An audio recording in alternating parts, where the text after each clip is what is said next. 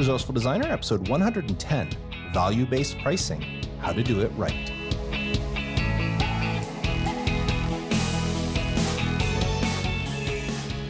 Welcome to the Resourceful Designer Podcast, offering solutions to streamline your graphic and web design business so you can get back to designing.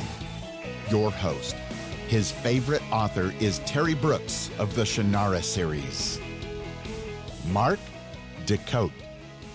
Welcome to the podcast. Thank you so much for tuning in. Well, let me tell you, I am feeling relaxed and refreshed. I just came back from a vacation that I spent with my family in beautiful sunny Cuba. We were in an all-inclusive resort and had a great time. It was my wife, my two kids, and my wife's sister, her husband, and one of her sons that joined us. So we had a great time there. Now, the reason I'm bringing up my trip is actually two things. For one, because I was away, I was scheduling an episode. I recorded 2 episodes prior to my vacation, and one of them was scheduled to release while I was away. But I made a little bit of a boo-boo, and that episode actually released the day after the previous one. Sorry, I'm making this more complicated here. I released an episode on Thursday, February 15th, and then on the 16th, I was getting the episode ready to publish on the 22nd, but I accidentally published it. So before I realized what I'd done, a couple of hundred people had actually downloaded the episode. So if you're one of those people, you're probably thinking, wow, Mark published 2 episodes 2 days in a row. Well, that was a goof. I did unpublish and then rescheduled it for the following week. So everybody else that hadn't downloaded it right away got the episode on schedule. Now, to those of you who got it early, maybe it was a little bit of a bonus, but then again, you had to wait 2 weeks for this episode. So it's kind of like 6 of one, half dozen of another. Now, the reason I really wanted to bring up Cuba is while we were at the resort, we decided to take a day and make a little trip into the city, or I don't even know if it is a city or village or town, of Veradero. And while there, I wish I could have stopped and gone to see him, but we were riding a bus in. It was a double-decker bus, and the top of the bus is actually convertible. So we were sitting in the open air, and as we stopped at one place, I noticed a man sitting in the front yard of a business, and he was hand painting a sign that I presume it was a sign for one of the resorts because it was advertising a casino night. But I was watching this man as the bus was stopped, and he was just hand lettering everything. Now, from my distance, I could not tell if he had anything marked on the board he was painting, but I was just watching him, fascinated with the way his hand was moving, putting these letters. Now, I know there's a lot of really great hand letterers out there, but to me, who I've never really had that skill, this is an art form that I just admire so much, especially in this day and age where so many things are printed digitally. You got large format printers that I'm sure they could have easily printed that sign out and just glued it down to a board. But no, this was all hand done. And when I say hand done lettering, it wasn't just lettering. He was doing like a big logo at the top or an image at the top that said casino night, and it had outlines and all sorts of stuff to it. So it wasn't just black lettering. Anyways, it was just amazing. I wish I could have got off the bus and gone to see the man and talked to him and just admired it up close, but I didn't get that opportunity.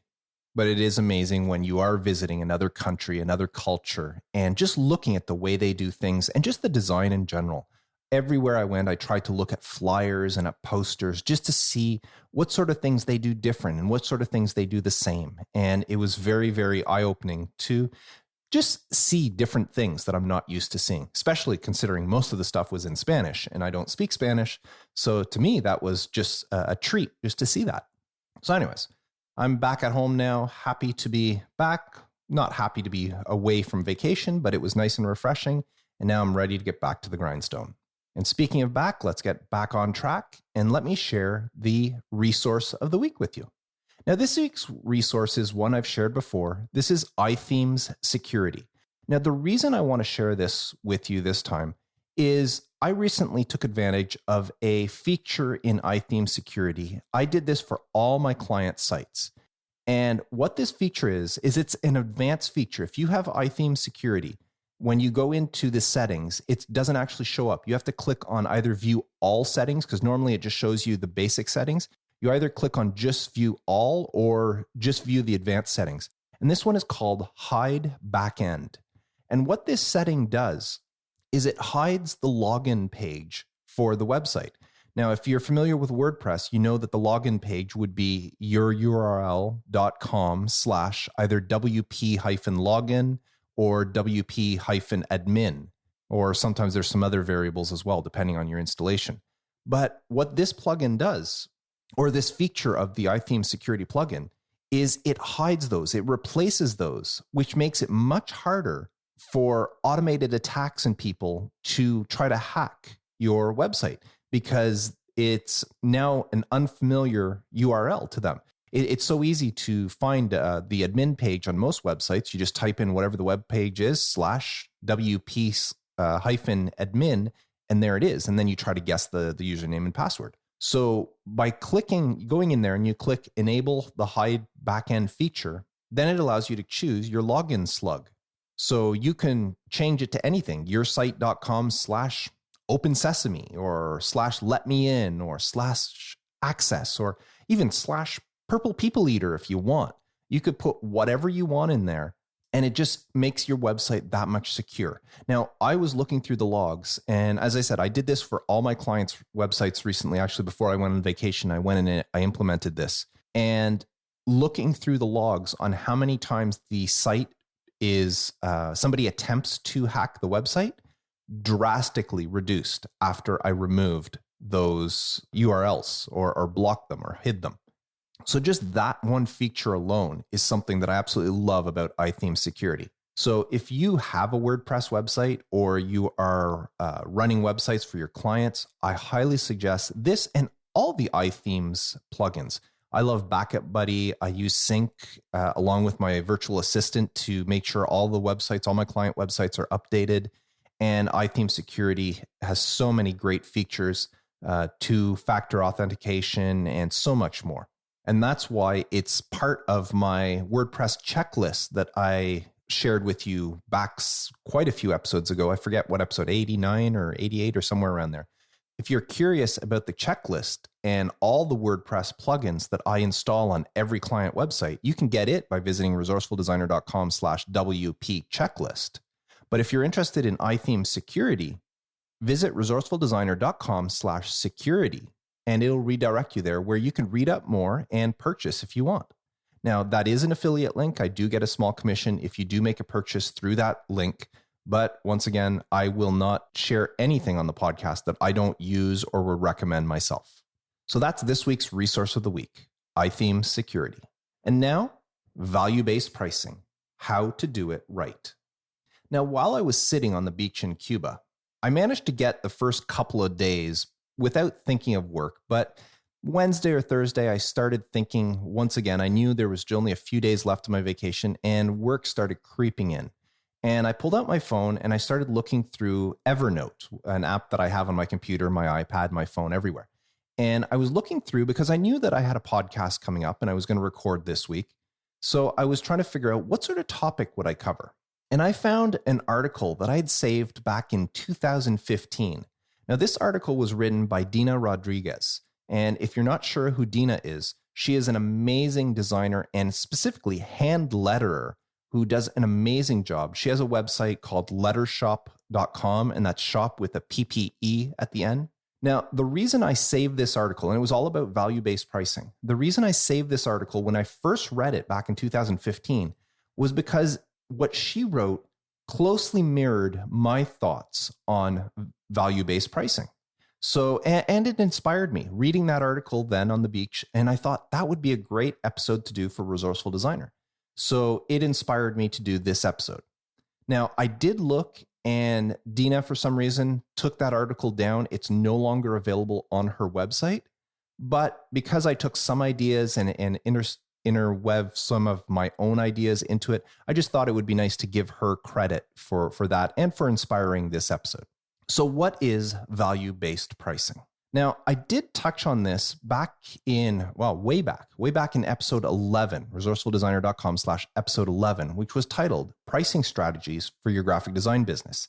In that episode, I covered a whole bunch of different pricing strategies from hourly rates to cost plus, value-based, project-based, so many different ones. And if you're interested, you can go back and listen to that episode. It's actually one of the more popular episodes of Resourceful Designer. A lot of people keep downloading that, even though it was one of the very first episodes I did. But if you're not going to go back and listen, I'll just give you a brief description. Value-based pricing is a way to not only get paid for your time and your expenses, but for you to get paid for the value of the services and the products that you provide to your clients. In other words, value-based pricing equals time plus expenses plus value. Now, with hourly pricing and project-based pricing, you're only compensated for your time and your expenses. And this way is actually fine for newer designers starting out. It's the way you should be doing it to get your feet wet until you know the business. But once you've established yourself and you start to have a reputation as a good, reliable designer, you become much more valuable than just the time you spend on a project. After all, if that new website or that new logo that you're designing for your client helps their business grow and perhaps they make, $500,000 because of it over its lifetime, well, that's a great value to them. And your prices should reflect that. Now, before you can start getting into value-based pricing, you have to establish your baseline price. And your baseline price will change depending on the scope of the project, but they all kind of follow the same formula. When submitting a quote for value-based pricing, it's important to remember that formula that I gave you. Time plus expense plus value equals value-based pricing. So the first thing you do is you start off by estimating how long you think a project will take, and you multiply that by your hourly rate. Now, please make sure your hourly rate is high enough, you're not underselling yourself. If you want to know more about hourly rates, read my blog post at resourcefuldesigner.com/raise your rates. And there's no spacing, just raise your rates, in which I write why you should be raising your design rates, and you're probably not charging enough. But once you figure out how much time you think a project will take and you have your hourly rate, then you can calculate how much time the price will be. Once you figure out that, then you have to estimate your expenses for the project. And I'm not just talking project-specific expenses, but business expenses as well. Business expenses is something that many designers overlook when they're quoting on a job. Stuff like, how much electricity are you consuming while you're working on your client's project? Are you renting a space maybe? Well, you need to know how much that space is costing you per hour so that you can in turn charge that to your client. Even simple things like your Adobe Creative Cloud subscription. Yeah, you're paying yearly or monthly, but have you ever calculated how much it actually costs you per hour of work? Well, that's expenses that you should be charging your clients. Just because they're a business expense doesn't mean you can't charge your clients for them. Yes, you can claim them on your taxes, but why not charge your clients as well? Because it's not just your time you should be charging for and the expenses related just to that project. You should be charging enough to make sure that you're keeping the lights on and that you're keeping your business running. Now, taking all of this into consideration, you will have a different baseline price for every project you work on. A website will obviously take more time to develop than designing a business card, so your baseline price will differ. Now, don't forget to add a buffer as well to your baseline price. We all know about scope creep and just clients changing things. So compensate for it in advance by adding anywhere from, 5 to 20% or even more if you want. Add that on to the price. Now, once you've determined your baseline price for a project, you can then adjust your quote based on the projected value of the project to your clients. And how do you figure out that value? Well, you let your clients estimate the value for you. Now, this part of it comes from experience. When you first start out in business, you're more of a technician when it comes to design. A client will tell you what to do, what they want, you design it for them, and they pay you. And many designers continue using that model their entire career. They get the instructions from the client, they design it, the client pays them. And there's nothing wrong with that. But if you want to use value-based pricing and charge more, you need to do more. You need to establish yourself not just as a designer, but as a design consultant. Now, as a designer, most of the communication goes one direction, from the client to the designer. They tell you what to do, you do it. But as a design consultant, the communication evens out and goes both ways, or even tips a little bit in the other direction, where you are explaining more to the client than they are to you. Now, to establish yourself as a design consultant, when you first meet a client, you need to be inquisitive about their business. You're not just asking about the project, you're asking about their business. Ask them questions like, what sort of profit do you anticipate in this upcoming year? Or how much money are you willing to invest to ensure the success of your business? These might sound like personal questions, but they're valuable questions to establish yourself as a design consultant. By asking these questions directly at the start, your clients will realize that you bring much more to the table than simply your design skills. You bring value that will continue long after you've completed their project. So if you establish yourself as a problem solver, which is exactly what a consultant is, and you approach a client with confidence, you will build trust with them, and they will be much more willing to open up to you about their business. And that translates into value. And once you have that trust and your clients see the additional value that you can bring to them, they'll be much more willing to invest in you. Do you remember me saying in past episodes how I have some clients that'll call me simply to ask me opinions on their business matters that have nothing to do with design? That's because of the trust that I have built with them, the value that I provide them. Those clients value me more than just for my design skills. And that means I can charge them more for my services based on that trust and that value. Now, yes, the tricky part is putting a price tag on that value. Unfortunately, there is no easy method here. I wish there was. I wish I can share a magic formula with you, but you'll have to judge for yourself what the value of each project is and then present a price to your client, a price that you're confident with. And this is trial and error. There is no formula, as I said. I wish it was otherwise. But with practice, you will get the hang of it and start to know when you can charge more and when you can't. And you won't feel nervous asking for what you're worth. I remember the very first time I asked for $1,000 for a website. Up until that point, I had been designing websites for $500, $600, $700, I think $800 had been my most expensive one. And then a client came in and his website was no different than all the other websites I had been designing, but I wanted to get more for him. So I asked for $1,000. I was nervous as hell whenever I asked or I submitted my quote. But the client agreed. And you know what? After that, $1,000 kind of became my norm, my price range for websites.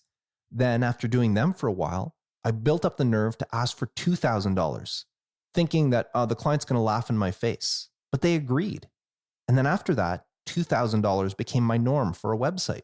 Every time I asked for more money to design a website, even though the websites weren't more grand or had more pages, there was the same basic websites I had been designing. Every time I asked for more money based on, at this point, I was still experimenting. I didn't call it value-based pricing. I just thought I was worth more. And it wasn't just the hours I was spending on the website. I thought they were worth more to my client. So I was doing a little bit of value-based pricing without even realizing it at the time.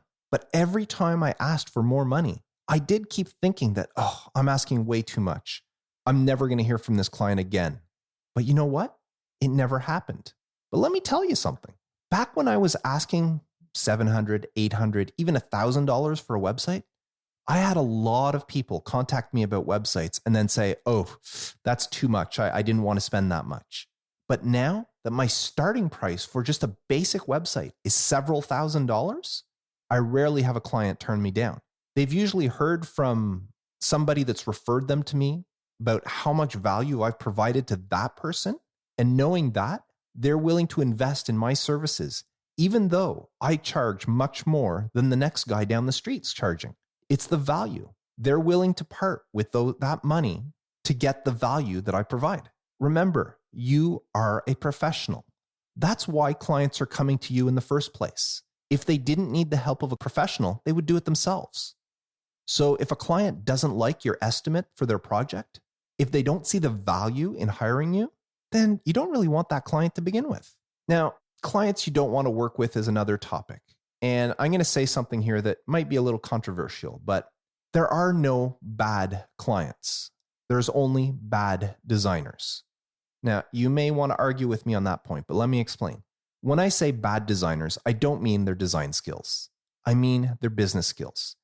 If you end up working with a client that's rude to you, disrespectful, doesn't obey timelines, doesn't follow your instructions, or is just stingy with their money, it's not the client's fault. It's your fault for agreeing to work with them. Now, unless you're just starting out, you should have enough experience to recognize difficult clients and turn them away before ever having to deal with them. Sure, the money may be good, but the headaches sometimes are not worth it. By establishing yourself as a design consultant, as a professional in your field, it'll give you a higher sense of worth and allow you to charge the prices you deserve for the work you do. And it'll make it so much easier to turn down those clients you don't want to work with, because clients will respect you more and will understand what you do is much more than just an expense for them. It's an investment. Let me say that again. Paying for good design isn't an expense. It's an investment. Don't worry about the designers on Fiverr or 99 Designs or even the ones in your community that are charging less. Your prices are not meant to be competitive with them. They're meant to reflect where you are in your career and the value you provide. Your goal is to distinguish yourself by showing the unique value and showcasing a positive track record of successful projects. To do that, you use your portfolio, you use case studies, and you let those things speak for themselves. And they will prove that the value you provide is worth every penny that you're charging. Now, if you really want to get into value-based pricing, you may want to consider niching down. Niches are a great avenue for value-based pricing. When you're in a niche, you've established yourself as an expert, whether you feel you are or not. Just by saying that you are in a niche, you will be viewed as an expert. And as an expert, you can garner higher prices for the work you do. It's automatic. People will automatically expect to pay higher for you. Now, if you want to know more about niches, I do have 2 episodes. Episode 54, Should You Find a Graphic Design Niche? And episode 93, Targeting a Design Niche, that you can listen to. And both of those can be accessed at resourcefuldesigner.com/episode 54 or /episode 93. Now, when your business is new, you will need to diversify your services in order to have many sources of design income and to build your portfolio. And that's great. You'll design logos, maybe websites, business cards, posters, you name it. You take on everything in order to build your portfolio, because that's the objective. Build a portfolio that will gain trust from your audience and land you the clients you eventually want to work with. So you do your best work on whatever jobs you can until you can start working on the things you want to work on. Because by taking on all these projects and doing them well, you will allow your reputation, your professionalism to grow organically over time. And eventually, if you want, you can find a niche that you want to concentrate on. Now, niching down, as I said, I talked about it more in those 2 episodes, but niching down can be scary because to do it properly, you may end up turning down some potentially good clients, people you might want to work for, but they're just not in the niche that you're aiming after. Now, as I said in those previous episodes, there's nothing wrong with having more than one niche, but it's a good idea to start with one focus. And then if you want to branch out later, that's fine. Some designers give up everything and concentrate only on one niche. But giving up on some of those jobs could be difficult. But if you look at the big picture, I'm sure you'll agree that one, let's say $10,000 project in your chosen niche is worth way more than several $1,000 projects that you had to turn down because they are not in your niche. And that is realistic. I said, when you're in a niche, you are automatically viewed as an expert, and an expert can charge higher prices. Now, what usually holds designers back is the fear that those $10,000 or more projects are way out of reach for them. How can a solo designer working from home charge those kind of fees? Well, they can, and you can. Maybe not right away, but you can get there easily enough if you work at it. If you concentrate on building your business the right way and don't compromise on your design projects, you do the best that you can, build your reputation, build your professionalism, you can reach that level. And you want to reach that level because there are high-paying clients that are looking for a designer just like you. they're not as scarce as you may think. You are not a factory worker on a production line somewhere. So don't run your design business like you are. Dina Rodriguez, in her article, had a great quote, and I want to steal it here. She wrote, "What would happen if you hired a doctor and then told them how to operate on you?" Think about that. What would happen if you hired a doctor and then told them how to operate on you? Well, you're no different. You are a professional designer, and you should be treated like one. If you are confident in your skills and in your work, and you price yourself accordingly, you will notice over time that less and less of those thrifty, quote unquote, "I'm just shopping around" clients will be contacting you. And more of the serious, high budget clients will be knocking at your door. Well, I hope they won't literally be knocking at your door, but you know what I mean.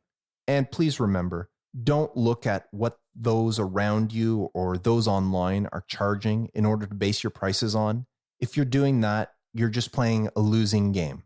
Trying to undercut other people is not the way to build your business. You need to recognize your true potential and realize the value that you bring to your clients, and then figure out a way to translate that value into income. And then you just pursue your passion without hesitation. Price yourself as a professional, not a commodity. And that's value-based pricing, how to do it right. Now, I would love to know your thoughts on this topic. Please visit resourcefuldesigner.com/episode 110 and leave me a comment for this episode. And now, this week's question of the week. This week's question comes in from Rich. I'm curious about if you use something like a web hosting managing system or software for invoicing, and do your clients have sandboxed account logins, or do you manage all of your clients within your hosting account? I was thinking about starting out managing client sites from within my unlimited site shared hosting account and moving to a full reseller account as demand increases. It sounds like a WHMCS managed reseller account might be vital for automating invoicing, service tickets, and other accounts related action. Thanks again. Your content has been so helpful. Well, thank you for the question, Rich.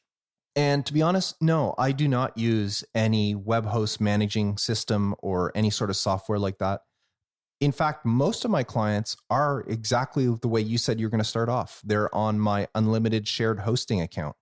I do have a reseller plan, but it's basically, that's what it is shared hosting. It's not a dedicated, they don't have their own server. It's just the way it's set up with my provider. And I've never found a need to have any sort of system. I've been running it this way for 12 years now, 12, 13 years. And I've never found a need for anything more complicated. As far as invoicing goes, I gear all my invoicing to the domain names. Anytime I have a client or I transfer a domain or I register a domain, all billing, that becomes their billing cycle from the date that the domain is. So if I register, say, a domain in, say, January, and I start building a website for a client, and the website doesn't launch till, say, March, the beginning of March. Well, whenever I charge for my hosting, I will charge them for 10 months hosting. I don't charge them for the full year. I will charge them for 10 months hosting until we get to January, at which case then I will charge them for the domain name and for a full year of hosting. So whatever it works out to be, I always base everything on the domain name. And that way, I know that as soon as I get the notice that the domain name is coming up for renewal in, I think it's 8 weeks, my thing notifies me. As soon as a domain name is coming up for renewal, then I automatically send an invoice out to my client for both the domain and the hosting. And I've found that system really easy. Now, if a client wants to renew for multiple years, I'll do the same thing. I'll say, if you want to renew your domain name for several years, then you pay for your hosting. And the added bonus, I have one client that paid for, they wanted to pay for their domain name 10 years in advance. And I told them, if you want to do that, you have to pay for your hosting 10 years in advance. And they did. They're paid up 10 years for their hosting with me. And the added bonus is I've raised my hosting prices since then, but that client is locked in for the full 10 years. They still have another, I think, 6 or 7 years left on their thing. But whenever the time comes, obviously I'll charge them at my newer rate, but they locked in. And so it's a bonus for them. But I've looked into these WHMCSs, like you said. And really, I can understand how they'd be good, but my clients, you mentioned something about the sandboxed accounts. Most of my clients don't have access to their website. Most of my clients don't want access to their website. If they need something done, they contact me and I'll do it, or I'll have my virtual assistant or somebody do it if it's something simple. I do give my clients access if they have an e-commerce site where they can get into the back end and add stuff through WooCommerce, or if they have a blog, they can get in and publish and manage their blog. But that's just done through WordPress. There's nothing special. There's no sandbox account or anything like that. As far as when the websites are building, I have my own sandbox server or account that I use, that I build all my client websites on that one server, and I give them access to it. It's just a URL. I keep it private so that the search engines, I do some stuff so search engines won't index it and that sort of thing. And I use a plugin called by SeedProd called Coming Soon in Maintenance Mode, which is on my WP checklist, my WordPress checklist that I mentioned earlier in the episode. And what I do is I just block the website as I'm working on it so nobody can see it. And whenever it's time to show it to the client, I just turn off maintenance mode and it becomes visible. Technically, the website is visible to the world, but nobody knows what that URL is and it's not being indexed. So unless the client shares it with somebody, they're the only ones that have access to it.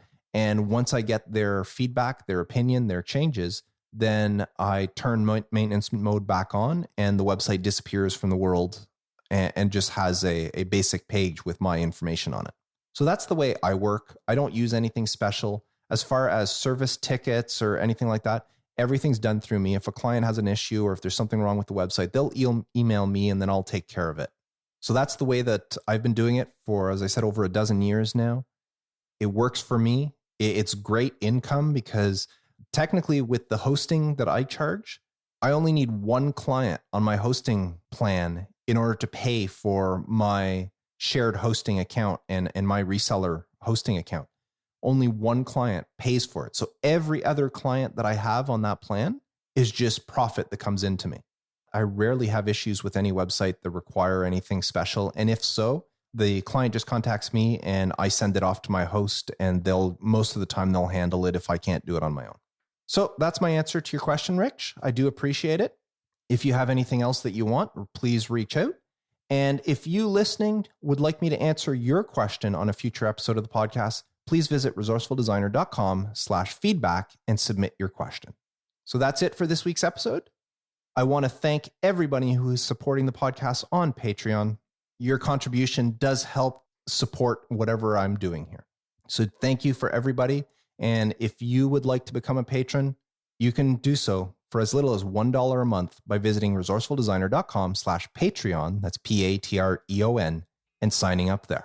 Now, before I go, I just want to remind you of this week's resource of the week, which is iTheme Security, and specifically their advanced feature that allows you to hide the back end of WordPress from mischievous prying eyes, so that if anybody types in yoururl.com/WP-login PHP or WP-admin or any of those, it won't get them anywhere. And you can pick whatever you want as the login URL. So I love that feature and I've implemented it on all my client websites.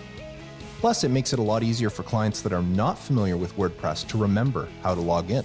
So thank you very much for tuning in to this episode, and I hope you'll be back for the next. I am Mark Decote, wishing you all the best for your graphic design business, and as always, reminding you to stay creative.